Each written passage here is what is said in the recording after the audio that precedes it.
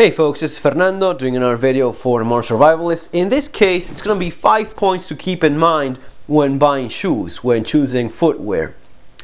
Point number 1 is actually brand. That's something that one of the first things I notice about the shoes. And it's not for any fashion reasons, it's just that I've learned to trust some brands more than others. I have New Balances here, Columbia, good brand, Caterpillar is a good brand that's been good for me so far. Hi-Tec, those are pretty good, and these are Timberlands.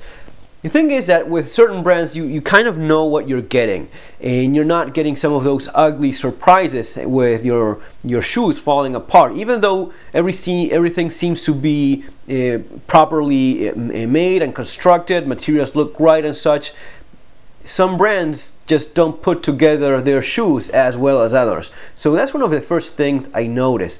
Second point would be pricing. Okay, we are looking for certain brands that are known to make good shoes. That's so much we're going to be looking forward to, but you also need to have a price that is reasonable and somewhat affordable given your means.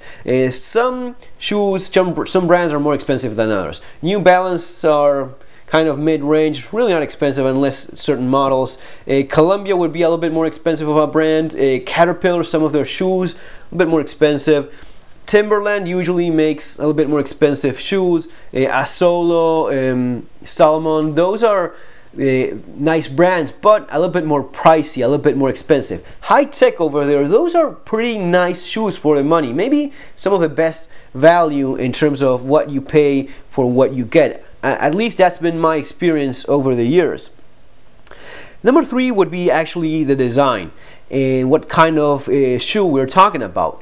I, like with everything else, all other gear, may that be flashlights, knives, gear in general, guns, whatever, I want stuff that it's practical and useful. And the same holds true for the clothing that I wear, and of course shoes as well. I want shoes that they are, they work on a normal daily basis. I want them to be comfortable, if possible not look awfully bad. That wouldn't hurt. But most important, I want shoes that if I ever need a little bit beyond that, I want them to be capable of doing that. I want shoes that provide at least some foot protection on all levels, on top, on the bottom. I don't want anything that is too thin and anything could just pierce through it and cut you, or on top. So I want some protection. I also want a shoe that if I have to walk longer distances than expected, that's capable of doing that. If all of a sudden something goes wrong and I have to walk for several miles, I just want a shoe that is allowing me to do so. Some of those dressier type of shoes are not intended for that. That's why in general I will go for light hiking shoes and boots. That would be in general what I tend to favor. These New Balances, although they do say all-terrain, these would be the lightest ones I would go for, not much lighter than this, really. Even though it says all-terrain, this is more of a light trainer for me. Model 511, not bad, but at least for me a little bit too light and not as much protection and rigidity as I would prefer more of a hiking type of shoe. Then you have other things to keep in mind. These very well worn Timberlands, these have provided me years of good use. These were expensive, actually one of maybe the most expensive of the bunch, but it has worked very well for a number of years until it wore out, as you see here. There's a limit to how far you can, the outer sole detached from the midsole, already very well worn, as you see. But again, you do pay for what you get in general. Notice that you have a good, it's really not really a boot, but a trekking shoe nonetheless. You have some good protection here on the tip, on the back as well. Good back heel cup, rigid enough. Overall, good design. The only thing is that after so many years of use, it actually punctured through the mesh over here, which brings us to point number 4, the materials being used. This would be an example of a more of a pricier shoe that has good materials in the construction.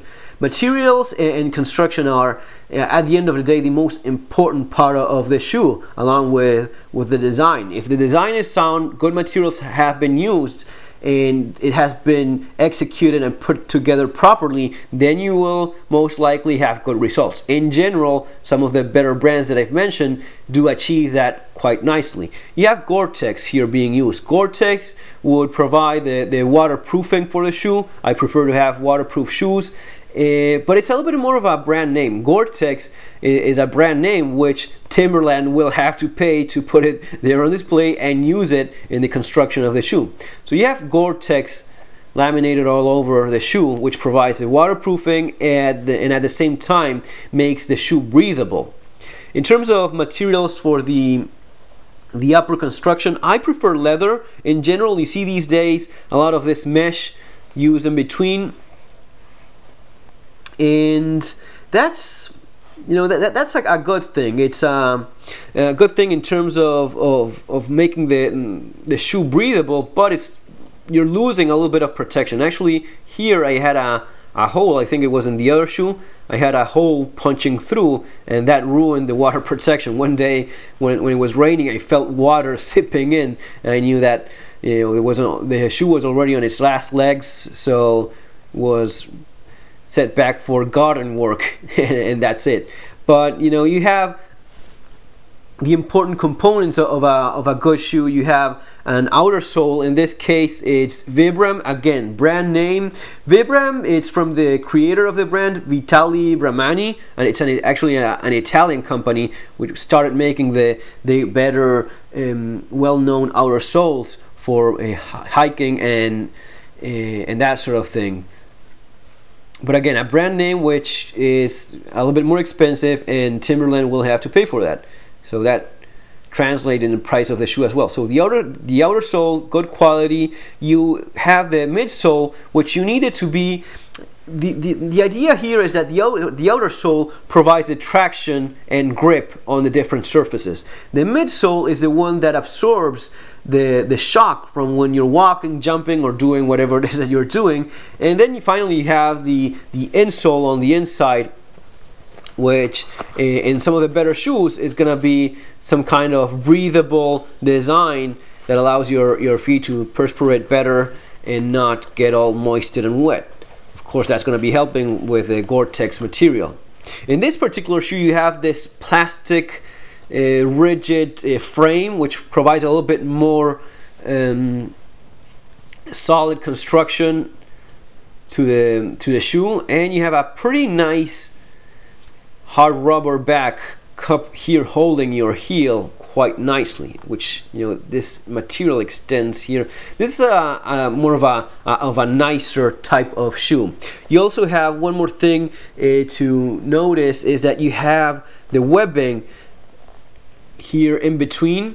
That's important because if you do not have it, that webbing in between that tongue here and the upper construction of the shoe, water, in spite of the waterproof material, will seep through, as it happens in these not as good New Balance shoes.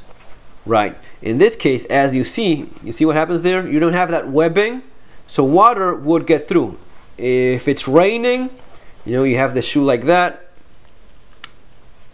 and it's raining, water will fall here. When it reaches this point, it's gonna be getting inside your shoe.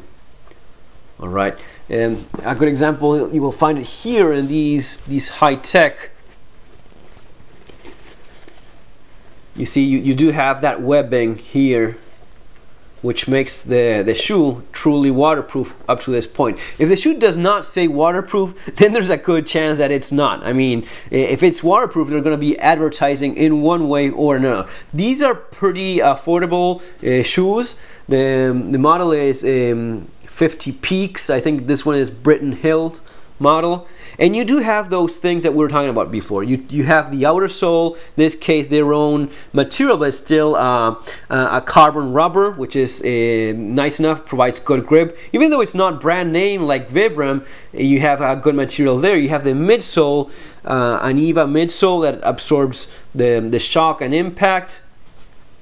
Also mesh, a little bit of sweet leather. And in this case, the waterproofing material used is by Hi-Tec themselves. It's their own thing, their own material. They're not paying Gore-Tex for anything fancy, but as far as I've experienced, it does get the job done. It provides adequate waterproofing, and it's breathable enough. Again, you see that you have the tip protection here and even heel protection, just like I had over there. These are good things to have, because as you start wearing, the wear and tear adds up, and these would be points where you will usually have it. I try to see if I have anything of a heel cup in general, so as to have extra support there. Sometimes it helps, you know, avoid injuries. You're twisting your ankle. The higher shoes like these ones would help even more. You have even more support here, but it's maybe a little bit less comfortable than the lower shoes like these ones. Of course, in this case, you have an actual steel toe, which, you know, surprisingly enough, maybe it can be handy in some extreme cases where this will be providing the best foot protection, but you're going to be losing on comfort and a little bit heavier. It's not as light. This is a nice in-between point, a nice light hiking or trekking shoe. Finally, the last point, number 5, that I try to look for in good shoes is the hardware. What does that mean? The hardware are all these inserts, the lace eyelets and hooks, and these are not all the same. Some are better than others. In general, I will prefer to go for rust-proof metal hardware. In this case, you have rust-proof brass hardware, which is the best, in my opinion, the best you can get. You will find it in some much more expensive shoes. And the nice thing about it is that it holds on very well, not as likely to break. It's actually very rare to find some of these broken, and it has the shoelace slips very nicely thanks to the lack of friction with the metal. In some other designs, you have this kind of tape eyelet being built in. I'm not that much of a fan of it, or just holes through the material of the upper construction of the shoe. It's sometimes I've noticed, it didn't happen here, but sometimes the shoelace chews through the tape and it actually breaks. It is the same system used here in these Timberlands.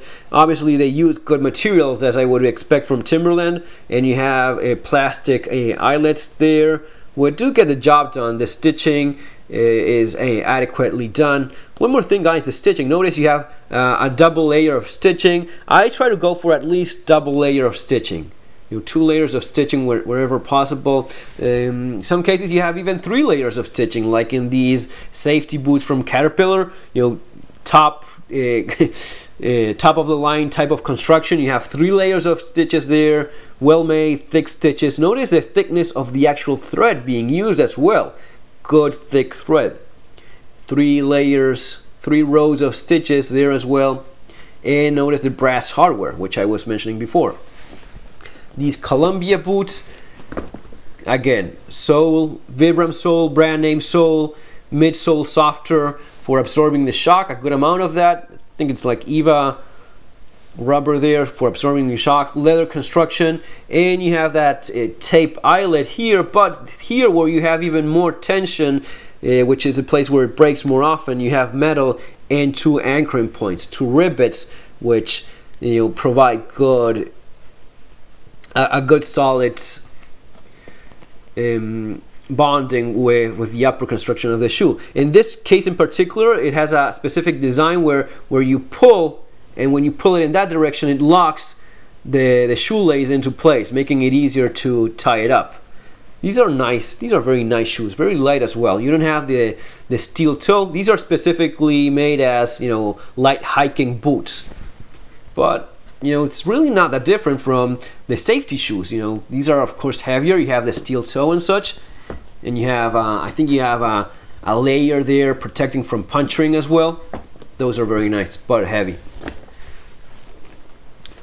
So that would be some of the things I would look for, guys. Basically, it's just about that. Number one, finding a good brand. Number two, getting a price that is good for you. Number three, the type of design of shoe itself that you're looking for. Number four, the materials and the type of construction. And five, specifically looking at the kind of hardware that you have. Metal will be better, like in this case. Guys, that's all for now. Remember to subscribe. I'm going to be looking some options in Amazon and leaving the links below of some of the shoes that I would personally go for and like myself.